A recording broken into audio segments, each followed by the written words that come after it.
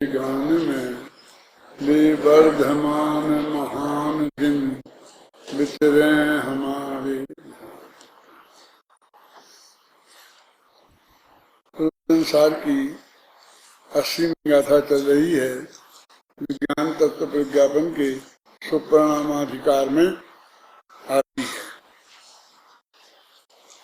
जिसमें ये कहा गया था कि जो अनंत भगवान को द्रव्य गुण से जानते हैं, द्रव्यत्व गुणत्व पर्यायत्व से जानते हैं, वे अपने आत्मा को जानते हैं, और जो अपने आत्मा को जानते हैं वो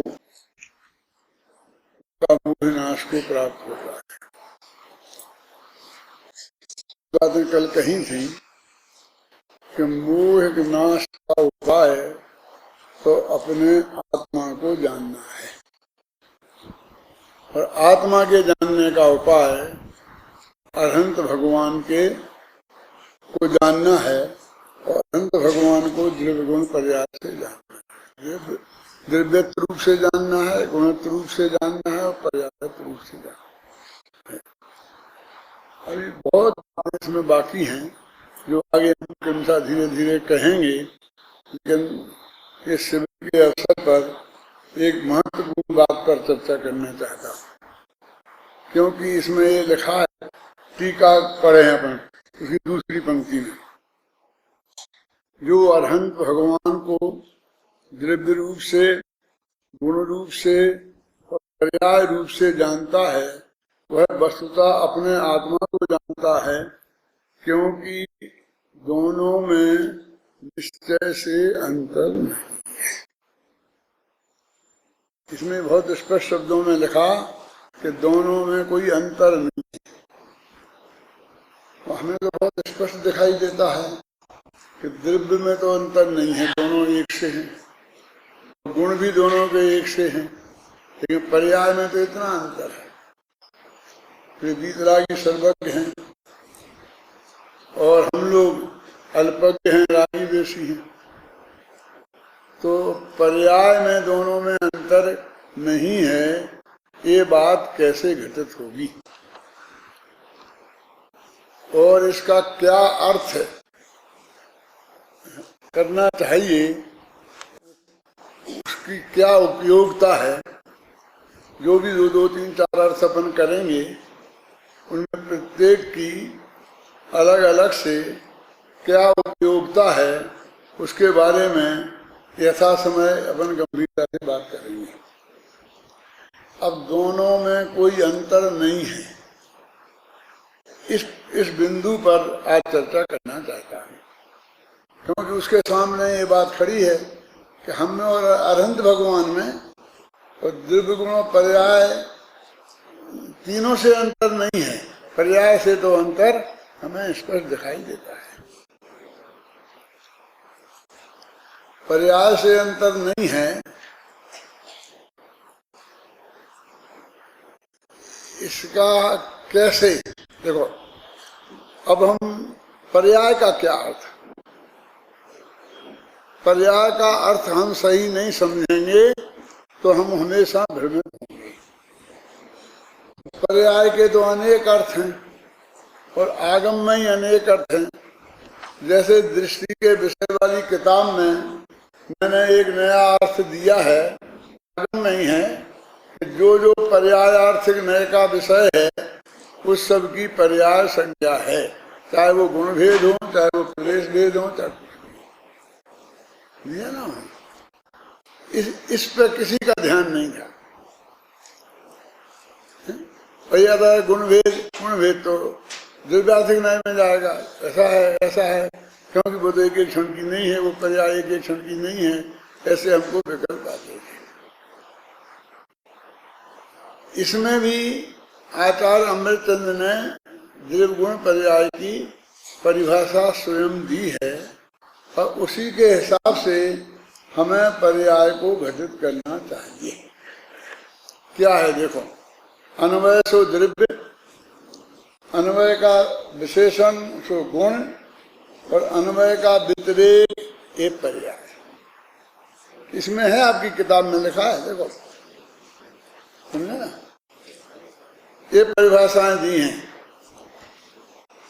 अब कितने लोगों को ध्यान है अन्वय का व्यतिरेक क्या है, जो पर्याय है। हम तो यही में द्रव्य की पर्याय, गुण की पर्याय, पर्याय तो गुणों के प्रणमन को पर्याय कहते हैं। जैन सिद्धांत प्रदेश का पढ़ने बैठे तो उसमें आ गया कि जो सबके पूर्ण प्रदेशों में व्याप्त हो वो गुण है, सभी पर्यायों में और सभी प्रदेशों में व्याप्त हो वो गुण है। और जो फिर आया उसका जो प्रणमन है वो पर्याय है। ऐसी जो परिभाषाएं वहाँ आई हैं वही हमको याद रहती हैं। लेकिन अम्बे चंद्राचार्य ने तो अलग दी है कि अन्वय का व्यतिरेक क्या है। तो पहले अन्वय समझ में आए ना, तो अन्वय का व्यतिरेक समझ में आएगा। 10 प्रकार के द्रव्यार्थिक नयों में एक अन्वय द्रव्यार्थिक नय भी है। और जब मैंने वो नए चक्र लिख रहा था तो इसके बारे में मेरा चित्त स्पष्ट नहीं हो रहा था। अर्थ तो बहुत समझ में आया था, लिख भी बहुत दिया था, लेकिन थोड़ा सा चित्त में शंका खली थी। किसी से पूछने की इच्छा होती थी कि अन्वय द्रव्यार्थक का अर्थ क्या है। मैंने गुरुदेव श्री से पूछा था कि और तो सब मैंने ये किया है और ये भी लिख दिया है अन्वय द्रव्यार्थक का अर्थ भी, लेकिन मेरे को संतोष नहीं है।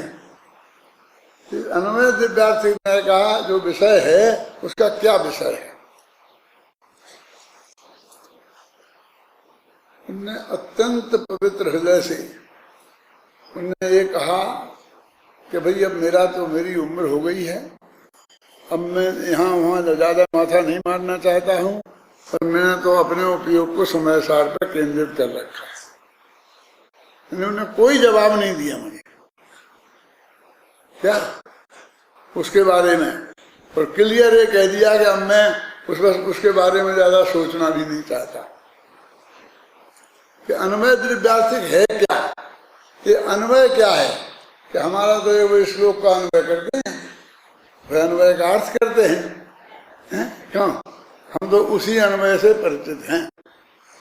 लेकिन अपने न्याय शास्त्र में व्याप्ति ज्ञान जो होता है उनमें अन्वय व्यतिरेक होते हैं ना।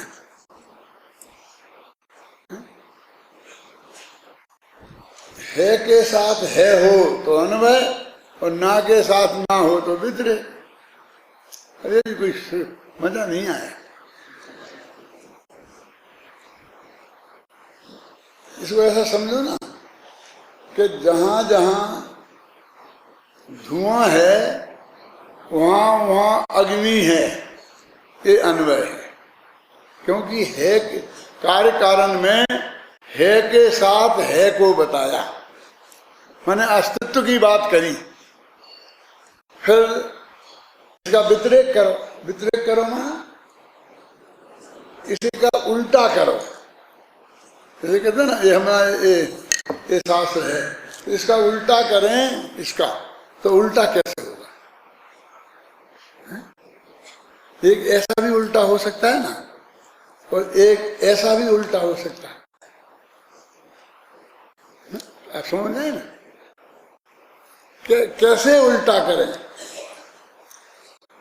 अन्वय माने जहां जहां धुआं है वहां वहां अग्नि है, ये अन्वय। तो व्यतिरेक करो कि जहां जहां धुआं नहीं है वहां वहां अग्नि नहीं है। ठीक हो गया उल्टा। फिर मुझे हमारे विद्यार्थी सब ना कर रहे हैं, और आप लोग ना हाँ कर रहे ना कर रहे। हमें क्या है, जो जैसे तुम कहोगे सो मान लेंगे। क्योंकि बिना धुआं की भी अग्नि होती है, निर्धूम भी अग्नि होती है ना। इसलिए हम कैसे कह सकते हैं कि जहां जहां अग्नि नहीं है वहां वहां जहां जहां धुआं नहीं है वहां वहां अग्नि नहीं है। क्योंकि धुएं के निर्धूम भी अग्नि होती है। तो फिर उलटना तो है, फिर क्या करें। तो उसको जरा ऐसा करो कि जहां जहां अग्नि नहीं है वहां वहां धुआं नहीं है। तो उसी के उलटने में भी चतुराई चाहिए। जब अन्वय होता है तो पहले साधन को रखते हैं, बाद में साध्य को रखते हैं। जब व्यतिरेक होता है तो पहले साध्य को रखते हैं, बाद में साधन को रखते हैं। वही स्थिति बदल जाती है। कोई बड़ा काम नहीं है, मैं आपको 2 मिनट में ट्रेन कर सकता हूं। पर एक छोटा से प्रश्न का जवाब दो, राम और सीता में क्या संबंध था? अपने मन में सोचो। कोई नहीं। राम और सीता में क्या रिश्तेदारी थी? राम और सीता में पति पत्नी की रिश्तेदारी थी ना, ठीक है, पक्की। और सीता और राम में कौन सी रिश्तेदारी थी? रिश्तेदारी तो एक ही होगी। जो राम और सीता में है वही सीता और राम में होगी कि नहीं? नहीं नहीं नहीं, तुम अन्वय व्यतिरेक नहीं जानते हो। क्योंकि राम और सीता में होगी तो राम पहले बोल रहे ना, इसलिए पति पहले आएगा। और सीता का नाम बाद में ले रहे तो पत्नी शब्द बाद में आएगा। कि राम और सीता में पति पत्नी की रिश्तेदारी है। अब सीता और राम में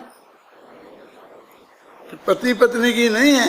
यदि हम पति पत्नी की बताएंगे तो सीता हो जाएगी पति और राम हो जाएगा पत्नी। तो सावधानी से करना पड़ेगा ना, उलटना पड़ेगा कि इनमें पत्नी, ऐसी सावधानी की बात है।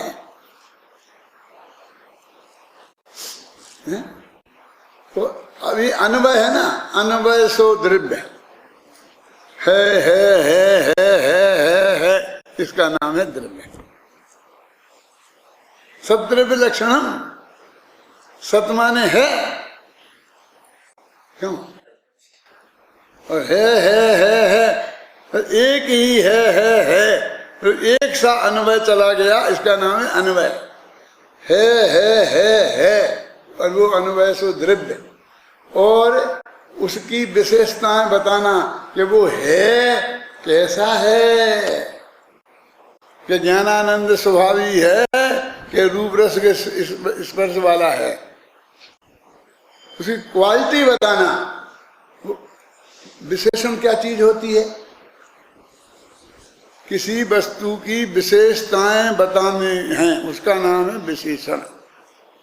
एक विशेषता बताई तो एक विशेषण लग गया, दूसरी विशेषता बताई तो दूसरा विशेषण लग गया। अनंत भगवान में सर्वज्ञ, वे सबको जानते हैं, ये विशेषता है तो एक विशेषण हो गया। फिर वीतरागी, उनमें किसी से राग द्वेष नहीं है तो दूसरा विशेषण हो गया। तो ऐसे ही आत्मा में जो जो विशेषण लगे वे सब उसके गुण होंगे। क्यों? तो अब ये लगाए थे ना अपन ने अरहंत पे कि जो सब जाने वो सर्वज्ञ, और जो राग द्वेष नहीं हो वो वीतराग। तो ये सर्वज्ञ और वीतराग जो गुण है, ये तो पर्याय है। लगा नहीं, मामला सेट नहीं हुआ। कैसा सिर कैसा हिलाया तुमने? तुम डॉक्टर है, सोच समझ के हिला ना है? क्या आपको धोखा दिया गया है? क्यों? अन्वय के विशेषण, अन्वय तो द्रव्य का लक्षण है, तो द्रव्य के विशेषण होना चाहिए। ये द्रव्य के विशेषण नहीं हमने किया। क्या के विशेषण बताए? पर्याय के, क्योंकि अरहंत पर्याय है। क्यों? अबे जी क्या किया? ऐसे वर्णन तो बहुत आते हैं कि तुमने उसकी छटाई तो करी नहीं कभी। क्यों? अरे भाई ऐसे भी आते हैं बहुत वर्णन कि यहाँ अरहंत पर्याय में द्रवत्व की स्थापना की है? करते हैं नहीं करते? अरहंत पर्याय में द्रव्यत्व की स्थापना की, सर्वज्ञत्व और वीतरागित्व पर्याय में गुणत्व की स्थापना की। समझिए ना, ऐसे लाखों प्रयोग हैं जो दिन रात 24 घंटा अपन करते हैं। कहते हैं बोलो घड़ा है कि मिट्टी द्रव्य है क्या, और उसका काला होना पीला होना गुण है, और इस आकार में होना घड़े के आकार घटाकार वो पर्याय है ना। देखा ना, मोतियों के हार में घटित करके बताएं कि नहीं बताई। सफेदी वो गुण है और मोती वो पर्याय है और हार वो द्रव्य है। बताया कि नहीं बताया? कहाँ बताया है? कुछ बता, इसी प्रवचन सार में आगे आएगा। 99 के चक्कर में जब पढ़ोगे तब 99 की गाथा की टीका में आएगी ये बात, तो आप समझ में आया ना। और ये एक क्या है कि अब इस तरह से अनवय सो द्रव्य उत्पाद वे ध्रुवयुक्तम सत सत द्रव्य लक्षण है, सत द्रव्य का लक्षण है। तो बस तो सत माने है, तीन है हो गए ना, है माने था, है क्या कह रहे, है माने है और है माने होगा। ये तीन है शब्द के अर्थ होता है। क्यों? तो हमने 3 दफे काय को बोले? मैं कह रहा हूं ना कि हमारा भगवान आत्मा है और है, 3 दफे काय को बोले? भूतकाल में था, वर्तमान में है और भविष्य में रहेगा, क्योंकि त्रिकाली है वो। तो हमें त्रिकाली को बताना है तो क्या करें बोलो? तो है शब्द का जो अर्थ है वर्तमान भी होता है और त्रिकाली भी होता है। 3 काल के लिए भी उसका प्रयोग होता है। भगवान महावीर 24 में तीर्थंकर थे, क्यों बोलो सोचो। 24 घंटा तुम्हारे प्रयोग में आ रहे, कोई ये कहता है 24 में तीर्थंकर थे, फिर 24 में तीर्थंकर है नहीं। आचार्य समंत भद्र बहुत बड़े विद्वान हैं कि थे? क्यों? बहुत बड़े विद्वान हैं। कहते हैं कि महापुरुष अमर होते हैं, वे कभी मरते नहीं हैं, इसलिए वे उनके लिए हैं का प्रयोग किया जाता है, थे का प्रयोग नहीं किया जाता है। समझे ना? और संस्कृत में एक नियम है आदरार्थे बहुवचनम, कि आदर के अर्थ में बहुवचन का प्रयोग करते हैं। इत्यभिप्रायो आचार्य समंत भद्र कार्याणाम, ऐसा प्रयोग है कि यह अभिप्राय आचार्य समंत भद्र का है, कहना ये चाहते हैं। लेकिन तो कहना चाहिए समंत भद्र से, लेकिन नहीं कहते समंत भद्रा राम, मैंने बहुवचन का प्रयोग किया। कि बहुवचन का प्रयोग क्यों किया गया? आदरार्थे बहुवचन। गुजरातियों की मजाक तो बहुत उड़ाते हैं, और उड़ाएंगे तो देवलाली में उड़ाएंगे, अब थोड़ी मारवाड़ियों की उड़ा लें। माँ साहब आ गया, माँ साहब आ गया कि आ गई? क्यों? ये आ गया जो शब्द है इसमें 2 गलतियां हैं। एक तो एक वचन का प्रयोग है, और माँ साहब बहुत बुजुर्ग हैं, तो आदर के अर्थ में बहुवचन का प्रयोग होता है। समझिए ना? एक वचन का तो खड़ा। क्यों? पंडित जी आ गया कि नहीं? क्या बोलेंगे हिंदी वाले? बोलो पंडित जी साहब आ गए कि नहीं? तो पंडित साहब का शो है। क्यों? डॉक्टर साहब आ गए, बोलो आ गए कि आ गया? समझ में आया आपकी? आप बोलते हैं ना सब मां साहब आ गया, तो हम कहेंगे नहीं आ गए बोलो, आ गई बोलो। फिर स्त्रीलिंग पुल्लिंग का भेद नहीं, तो उन्हें पुल्लिंग बना दिया। आ गया तो पुरुष के लिए बोला जाता है। तो हम लिंग की भी गलती कर रहे हैं और वचन की भी गलती कर रहे हैं। और हम बोले तो कहते नहीं इतना ही नहीं आता है। माँ साहब को अनेक माँ साहब बता रहे। अरे अनेक अर्थ नहीं होता है इसका।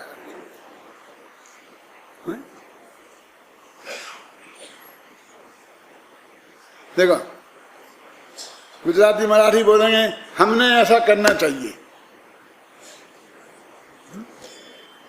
हमने ऐसा करना चाहिए, हमने ऐसा करना चाहिए कि हमें ऐसा करना चाहिए। बोलो सही क्या है कि नहीं साहब? करता है तो कर्ता में तो ने लगता है, तो हम तो ने लगाएंगे। मैं कहता हूं क्यों कि मैंने कहता हूं। अब जांचना तुम जब बोलो तब खुद को कि तुम क्या बोल रहे हो, कहाँ मैं ने लगता है और कहाँ नहीं लगता है। हम तो रट लिया था, कर्ता में ने, करण में को, करण में से, क्यों के द्वारा, संप्रदान में के लिए। ऐसा है कि नहीं है? अपभ्रंश भाषा में द्वितीया, चतुर्थी और षष्ठी एक ही प्रयोग होता है, वहां तीन अलग अलग हैं ही नहीं।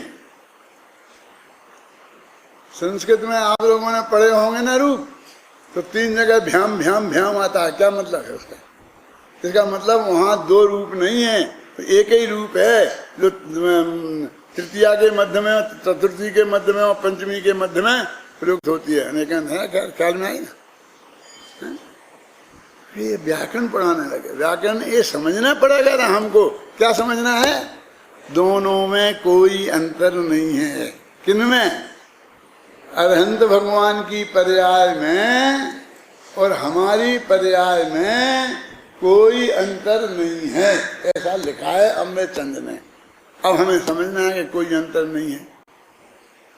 हमारे बड़े बड़े विद्वान कोई अंतर नहीं है खूब समझाते रहे, लेकिन समझाओ ना कि अंतर कैसे नहीं है। ये तो हम सर्वज्ञ भी सर्वज्ञ हैं और हम अल्पज्ञ हैं। अंतर है ना। कहते उनकी पर्याय भी अन्वय की व्यतिरेक थी और हमारी पर्याय भी अन्वय की व्यतिरेक है। ये लगेगा। आप समझ में आई आपकी? में इसमें से लिखा है। बहुत झगड़ा हुआ था इस पर। तुम्हें पता है कुछ? नहीं पता है। जब अपनी देवलाली नहीं बनी थी और अपन देवलाली जाया करते थे, प्रणाम संकल्प में ठहरते थे और कांदाबाड़ी में के हॉल में प्रवचन होता था। मेरा प्रवचन हो रहा था और 80वीं गाथा चल रही थी। तो मैंने ये इतना कह दिया कि भाई उनकी पर्याय सर्वज्ञ है और अपनी पर्याय अल्पज्ञ, भाई इतना पर्याय में इतना थोड़ा सा अंतर है। तो एकदम तूफान मच गया। नहीं, देखो लिखा है इसमें कोई अंतर नहीं है। तो क्या दोनों की पर्याय सर्वज्ञ है कि दोनों की अल्पज्ञ? क्या बताओ ना फिर अंतर नहीं है तो। चला, बहुत चला था। मैंने ये बताया था उस वक्त, तो बहुत सोचा भी। क्या अभी मैं कई अर्थ बताऊंगा, घबराना नहीं। अभी कौन सा चल रहा है? अन्वय का व्यतिरेक उसे पर्याय कहते हैं। अब ये अन्वय का व्यतिरेक स्पष्ट थोड़ी हुआ कि गुण जो है जैसा द्रव्य अनादिकाल से है, ऐसा गुण भी अनादिकाल से है, अन्वय ही है। क्योंकि अन्वय का विशेषण है कि ज्ञानानंद स्वभावी है, तो विशेषण लगा दिया ना ज्ञानानंद स्वभावी। तो ज्ञानानंद स्वभावी था, ज्ञानानंद स्वभावी है और है। इसे क्या बोलेंगे? ज्ञानानंद स्वभावी है और है। तीन कान हो गया, समझेंगे ना? ये अन्वय। और ये कहेंगे अब देव है सो मनुष्य नहीं है और मनुष्य है सो देव नहीं है। क्या? ये व्यतिरेक, अन्वय का व्यतिरेक। देखो महावीर है वो मारीच नहीं है, और मारीच है वो महावीर नहीं है, ये बितरे। और महावीर ही मारीच ही महावीर है, और महावीर ही मारीच है। तो इसमें तो व्यासिक नहीं लगेगा। कौन से में कि महावीर मारीच ही महावीर है, समझे ना, क्योंकि अन्वय आ रहा है। और मारीच ही, मारीच महावीर नहीं है। क्या बात करते हो, मारीच भगवान आदिनाथ को गालियां देने वाला, और महावीर भगवान आदिनाथ की एक एक अक्षर की नकल करने वाला। ऐसी नकल की कोई पहचान भी नहीं पाए प्रदीप जी। उनने 7 तत्व बताए तो इनने 7, उनने 6 द्रव्य बताए तो इनने 6 द्रव्य, है ना, बरोबर। ये बात भगवान महावीर ने कही कि आदिनाथ ने, कि धर्मनाथ ने, कि आदित्यनाथ ने, बोलो। इसीलिए तो उत्तर पुराण इतना छोटा रह गया। उत्तर पुराण की कहानी सुनी तुमने कि नहीं? एक जिनसेन नाम के आचार्य हुए। एक जिनसेन वीरसेन स्वामी के शिष्य थे। वीरसेन का नाम सुना? जो धबला टीका लिखने वाले,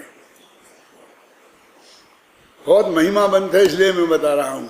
जिन्होंने धबला टीकाएं लिखी वो वीरसेन स्वामी का नाम जैसा अध्यात्म में अमृतचंद्र का है ना, ऐसा नहीं, इससे 100 गुना महान है। अमृतचंद्र ने तो क्या लिखी, 3-4 ग्रंथों की टीकें, सबको इकट्ठा करो तो 100 पेज में सब इकट्ठा खत्म हो जाएंगे। मैंने प्योर संस्कृत लिख दो तो 100 पेज से ज्यादा नहीं होंगे। और धबला टीकाओं को उठा के देखो तो अच्छे अच्छे लोग, वो धलवा टीका लिखी जाएगी तो उसे माथे पर रख के नहीं चल सकते। मुटानी जी आप तो चल ही नहीं पाओगे, लेकिन रेलवे स्टेशन में जो कुली होते हैं ना, वे भी नहीं चल पाएंगे। इतना इतना लिखा वीरसेन स्वामी का। मतलब समझे, अंदाजा लगा वीरसेन स्वामी माने। जब वीरसेन शब्द मुंह से बोले तो वो हमारे ख्याल में आना चाहिए। उनके शिष्य जिनसेन, वीरसेन स्वामी का अधूरा रहा काम वो जिनसेन ने पूरा किया था।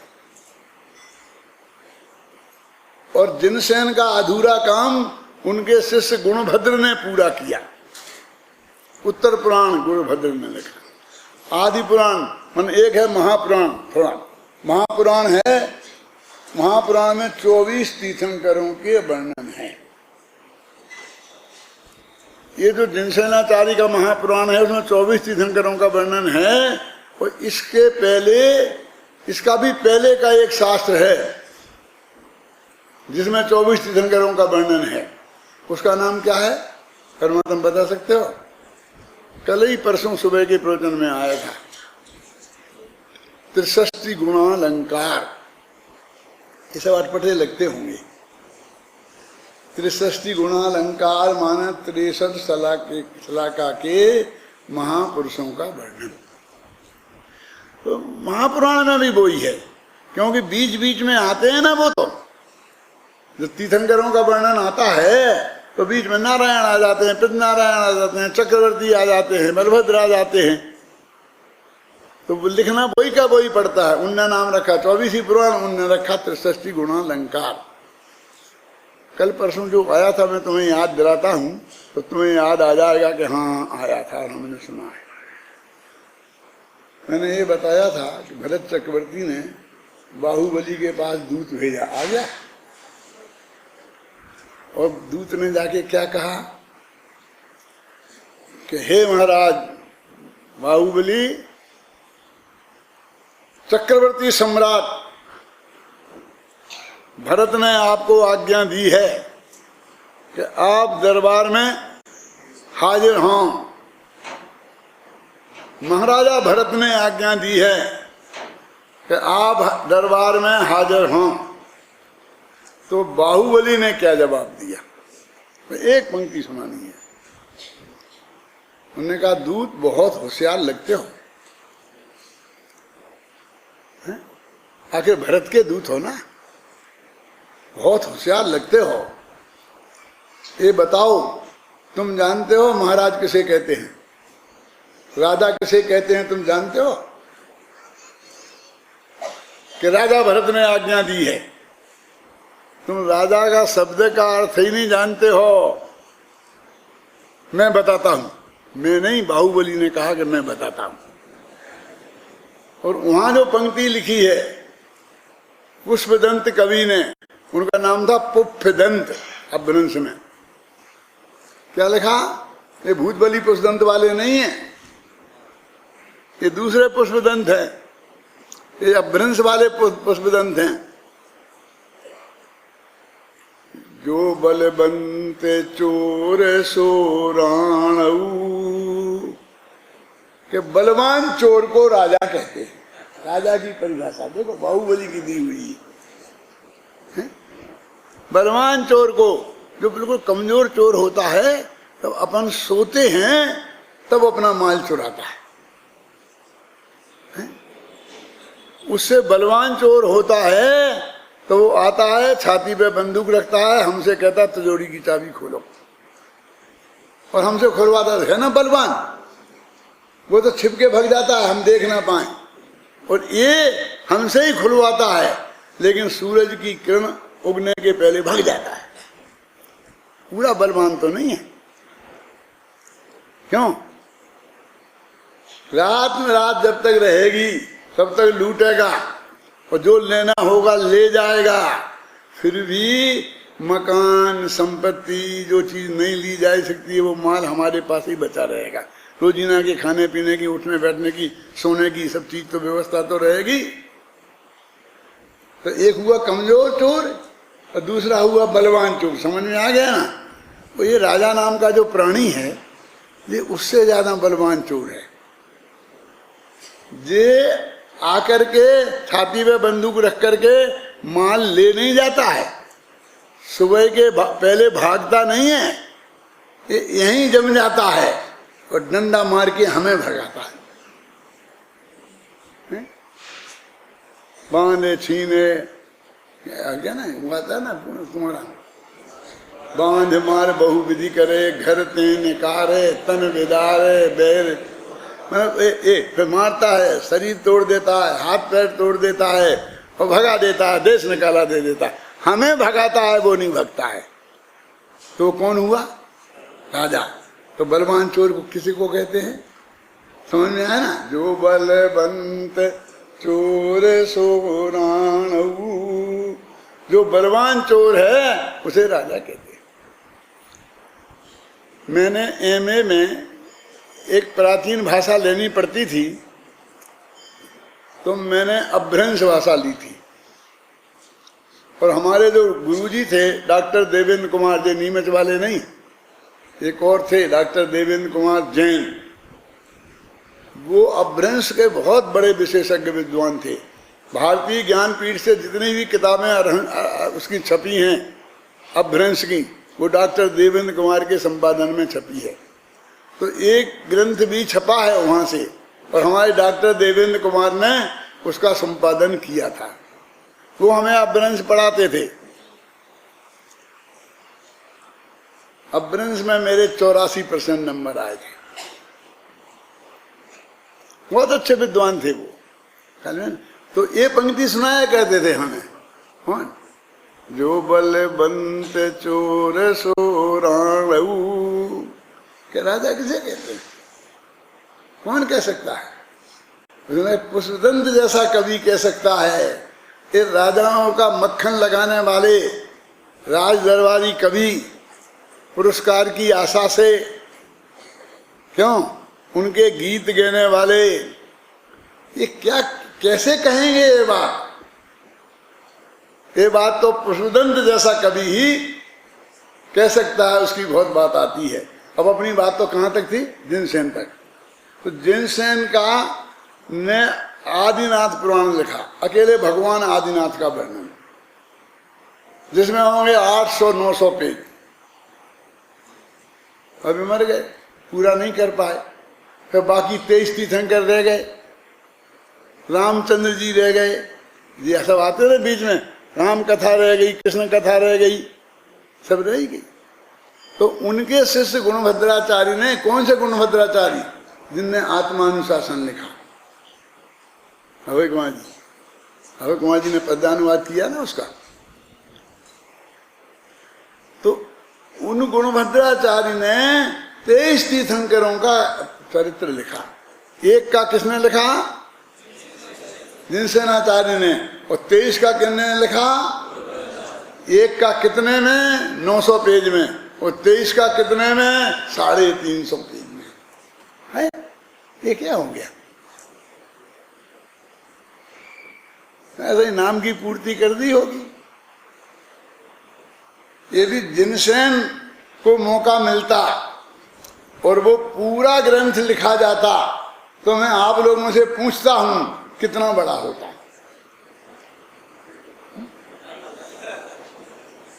वही 350 पेज का, 450 का हो जाता। क्यों? क्योंकि ये गुणभद्राचार्य की कमजोरी नहीं है। एक बार हमने पंच कल्याणक का वर्णन कर दिया, भगवान का ले जाकर पांडुकशिला पर अभिषेक करा दिया। अब जितनी अकल हमें लगानी थी उसका वर्णन हमने सब लगा दिया। अब 23 दफे फिर करेंगे वही पांडुकशिला, वही की वही पांडुकशिला, वही की वही देव, वही के वही सवाना, तो वो रिपीटिशन होगा ना। तो क्या करना पड़ेगा? पूर्ववत कि जैसे आदिनाथ का लिखा वैसे तो वैद्यनाथ का समझ लेना, वैसे ही संभवनाथ का समझ लेना। तो अब लिखने को कुछ बचा ही नहीं था।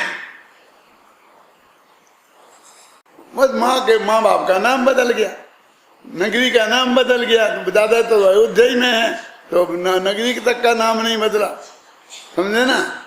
और ये महाकाव्य का एक नियम होता है कि उसमें किन किन चीजों का वर्णन करना बहुत जरूरी होता है। भरत मुनि के मतलब काव्य लक्षण में ये सब मैंने अनेकांत तुमसे बहुत छोटा था तब किया है। 17 वर्ष की उम्र में मैंने पढ़ा था और उसके आधार पर महाकाव्य लिखने की कोशिश की थी। और 150 पेज तो लिख भी लिए थे, जिनकी मिलने की संभावना है। अभी हाथ में नहीं आए। तो उसमें परमात्म, उसमें क्या नियम है कि एक महिला का, एक पुरुष का, एक नगर का, एक प्रातः काल का, संध्या काल का, बगीचों का, ये वर्णन करना अनिवार्य है।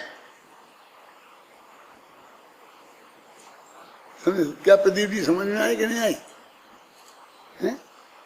ये वर्णन करना अनिवार्य है।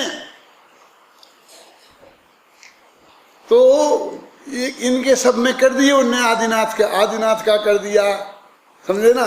उनकी पत्नी मरुदेवी का वर्णन कर दिया, तो महिलाओं के वर्णन में मरुदेवी की पूरी अकल लगा दी उनने। सुबह का कर दिया, शाम का कर दिया, अयोध्या नगरी का कर दिया। अब क्या करें दोबारा अयोध्या? अब क्या करें बोलो? कौशल्या का वर्णन कर दिया तो सीता के वर्णन में क्या करें? वैसी चोटी, वैसी नाक, वैसे गाल, वैसे सब वैसे ही के वैसे तो हैं।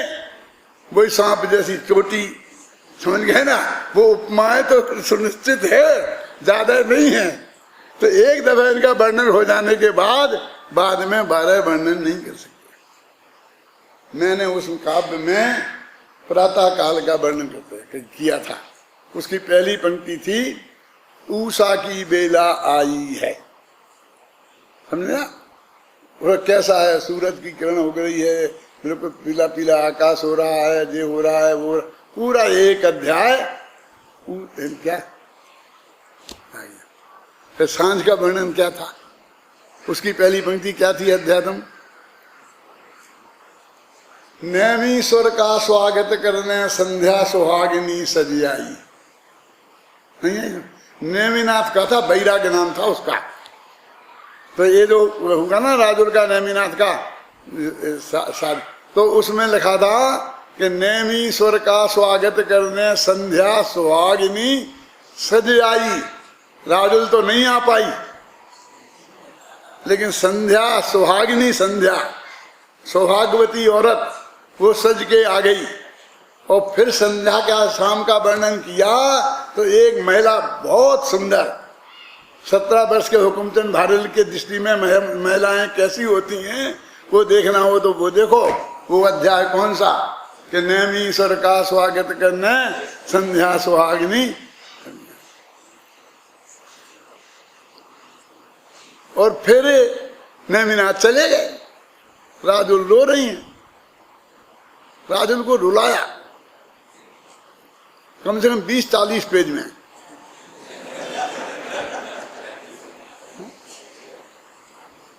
ना कैसे क्या लिखा होगा। तो पहले चौमासा लिखे जाते थे। आपने पढ़े होंगे ना चौमासा, कोई नेमिनाथ का चौमासा, फलाने का चौमासा। नहीं चौमासा नहीं, 12 मासा। अब समझ में आ गया ना। तो मैंने भी 12 मासा लिखा था, लेकिन दिक्कत थी, बहुत बड़ी दिक्कत थी। सीता जी का 12 मासा लिखना बहुत आसान है, क्योंकि 12 महीना उनके निकले थे। 14 वर्ष तक जंगल में रहते ना,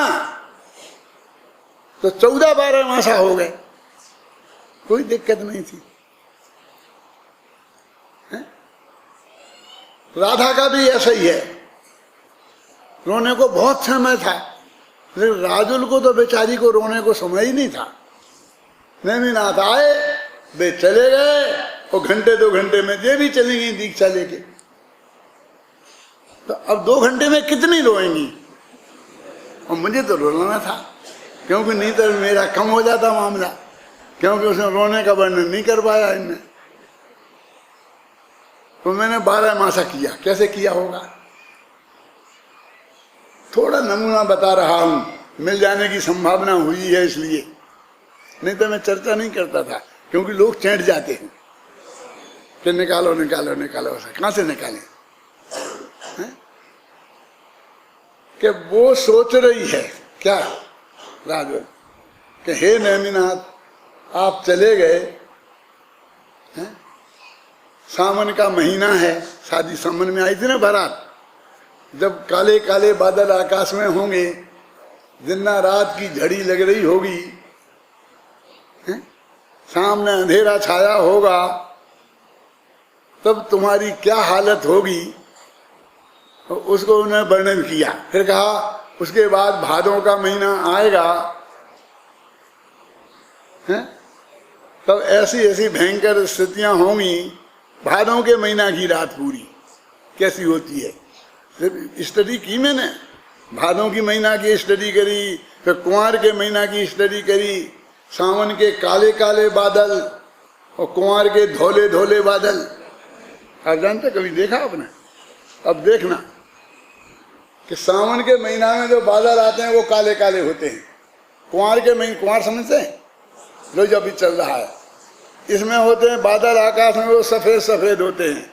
क्यों होते हैं सफेद, ये काले क्यों होते हैं? वो तो सब वहां नेमिनाथ के मामले में बताया होगा, क्योंकि सफेद साड़ी पहन ली ना किसने राजू ने दीक्षा ले ली तो वो बहुत सारा वर्णन है। ऐसे मैंने 1 घंटे में 12 मासा घुमा दिया। कार्तिक में क्या होगा, अगहन में क्या होगा, फूस में क्या होगा, माघ में क्या होगा, फाल्गुन में क्या होगा,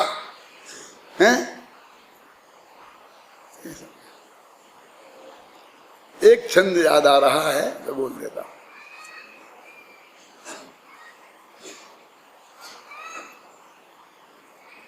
हे नेमीश्वर, मैंने क्या गलती की थी, लेकिन बात ऐसी है कि राजा की पत्नी रानी होती है, सेठ की पत्नी सेठानी होती है, वो तो आपने उसमें पढ़ा है ना। तो तुमसे बैरागी की पत्नी बैरागिन नहीं होगी तो क्या होगी? क्या है? तुमसे बैरागी की पत्नी बैरागिन नहीं होगी तो क्या होगी? तो मानो नेमिनाथ जवाब दे रहे, क्या ना, जवाब दिया नहीं था, समझना। नेमिनाथ कह रहे हैं राजुल है तो बैराग्य नहीं, राजुल है तो बैराग्य नहीं, यह तो है मुझे में मोह महा। दिक्कत मेरी है कि मैं ये सुना देता हूं कभी कभी, तो मेरी पत्नी लड़ती है, तुम्हें तो सब याद है, तुम क्यों नहीं लिखो? लिख दो, खो दे दो, खो जान दो, दोबारा लिख दो। मैं कहा ऐसा नहीं होता है, इतना आसान नहीं है दोबारा लिख देना। क्या राजुल यह तो भाई राग्य नहीं, यह तो है मुझे में मोह महा, जो मेरी सी बने ना चाहो। कहना बैरागी की पत्नी बैरागिन होती है, तो उसका जवाब दे रहे कि तुम इसलिए बैरागिन बनना चाहती हो कि मैं बैरागी बन गया, और मैं नहीं बनता तो तुम भी नहीं बनती। ये असली वैराग्य नहीं है, ये तो नकलचियों का वैराग्य है। क्या बहुत लिखा, रात भर लिखता ही रहता था, पढ़ता ही नहीं, मैं सोता ही नहीं, बहुत कम सोता था।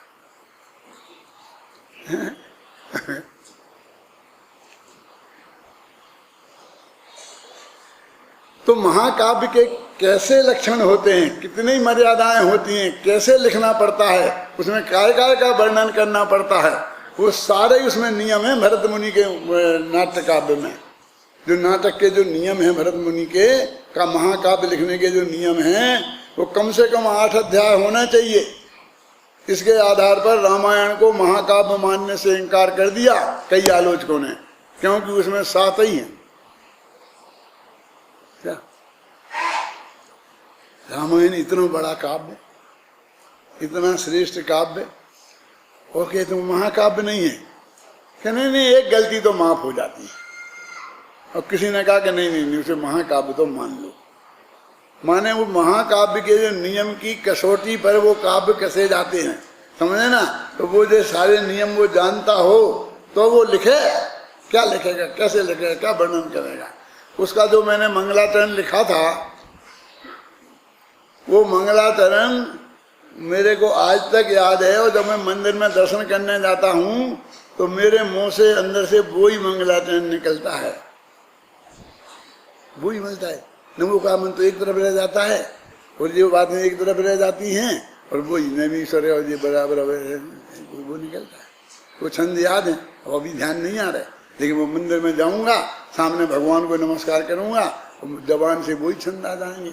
2-3 छंद उस वक्त शुरू के थे, माने उस वक्त ऐसा रम जाते हैं उसमें, वो चीजें वही दिखता है कि हमें यहाँ नहीं, अब हम वहाँ द्वारका में हैं, कि वहाँ हैं, कि वहाँ हैं, बस उसमें ही 24 घंटा उसी में रहते हैं, और उसी से जो वो कोई काम होता है तब करते हैं।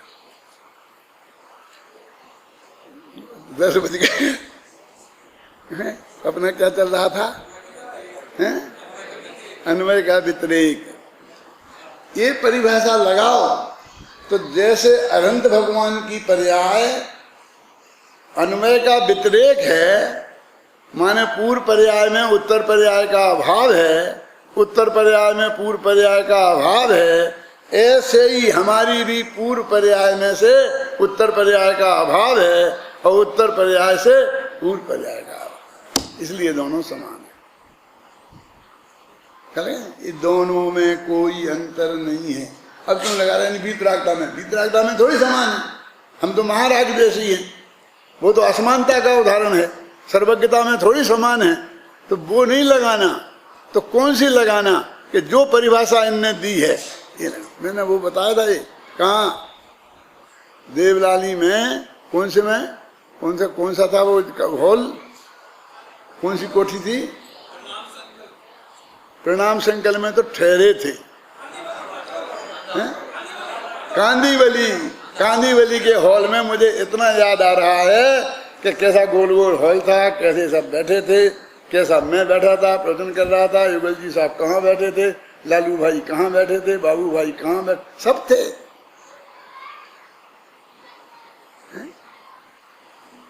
ये सब याद आ रहा है मेरे। मैं चित्रकार होऊंगा तो चित्र बन सकता है, यदि मैं नाटककार होऊंगा तो बढ़िया नाटक खेल सकता हूँ, वैसे क्या वैसा। मैंने ये सब बताई बातें, तुम्हें कुछ याद है कि नहीं है? हाँ, कि जो गुण है उसकी जो पर्याय है वो अन्वय का व्यतिरेक होना चाहिए। पहली पर्याय के समान दूसरी पर्याय नहीं हो। यदि दूसरी पर्याय समान भी है तो पहले का केवल ज्ञान है और दूसरा भी केवल ज्ञान आया, तो भी पहले केवल ज्ञान में दूसरे केवल ज्ञान का प्राग भाव प्रध्वंसा भाव है। आप समझिए ना, वो एक नहीं है। इसमें उसका अभाव, उसमें उसका अभाव, ऐसा निरंतर अन्वय का व्यतिरेक, उसका नाम पर्याय। निरंतर अन्वय, उसका नाम गुण है, उसका नाम गुण। और ये नहीं है, हटा, खत्म होता, फिर बदल गया, फिर बदल गया, क्षण क्षण में बदले हैं। समझे ना? उसे कालिदास ने लिखा है कि उन्होंने कहा सुंदर किसे कहते हैं, सुंदर की परिभाषा दी है। रमणीक किसे कहते हैं, बोल सकता है संजय, संजीव बोल सकता है। क्षणे क्षणे यन्नमृतम् उपैति तदीय रूपम रमणीयताया, कि जो क्षण क्षण में नया नया लगे उसे सुंदर कहते हैं, उसे रमणीय कहते हैं। रमणीय माने रमण करने योग्य, माने चित्र वहीं का वहीं लगे, वहां से निगाह हटे ही नहीं। अरे भाई इन्हें देख लिया ना, अब दूसरे को देखो ना, कि क्या देखें दूसरे को। ये तो हर क्षण नया नया नया नया। आप मोक्ष मार्ग का पढ़ते हैं तो फिर नया, फिर नया, फिर नया, फिर नया, तो इसलिए वो रमणीक है। क्षणे क्षणे यन्नवताम उपैति तदीय रूपम रमणीयताया। तो ये जो अन्वय व्यतिरेक है, ये पर्याय है। अन्वय सो द्रव्य, अन्वय का व्यतिरेक सो गुण, अन्वय का विशेषण वो गुण और अन्वय का व्यतिरेक वो पर्याय। एक तो ये लगाना पड़ेगा, तो फिर दूसरा जिस जो उत्पाद व्यय धौ, तो उत्पाद व्यय, उत्पाद व्यय, उत्पाद व्यय, तो ऐसा ही उत्पाद व्यय 24 घंटा मेरे में हो रहा है और ऐसे ही तुम में हो रहा है। तो हमारे तुम्हारे पर्याय भी एक सी हैं। अब उस कौन सी पर्याय का व्यय हो रहा है, कौन सी का उत्पाद हो रहा है, शर्त ये थोड़ी है कि फला पर्याय का व्यय हो, फला का उपयाय हो, पर पूर्व पर्याय का व्यय हो और उत्तर पर्याय का उत्पाद हो। इतना काम है तो वो काम हम में भी हो रहा है। अब ये पर्यायों की समानता की बात हुई। अब मैं अगर असमानता की बात सुनो, असमानता क्या है कि ये जो इन्होंने क्यों लगाया, क्या लगा, जो जानदी अरहंतम दिव्यत्व गुणत्व पज्यता एहम सो जान। अरे आत्मा को सीधा जान दे, आत्मा तो द्रव्य है ना, तो द्रव्य को जानने की बात कहो। द्रव्य को द्रव्य से जानो, गुण से जानो और पर्याय से जानो। किसको? द्रव्य को। लेकिन तुम तो कहते हो कि अरहंत को, तो अरहंत को हमने द्रव्य के स्थान पे, स्थान फिस्थान का काम क्या, द्रव्य है ना। समझ में आई ना मैं क्या कह रहा हूं? उनने जो अरहंत शब्द की शर्त लगाई, उसका अर्थ यह है कि सर्वज्ञता को जानो, वीतरागता को जानो। सर्वज्ञता और वीतरागता को नहीं जानोगे तो तुम अरहंत को नहीं जान सकते।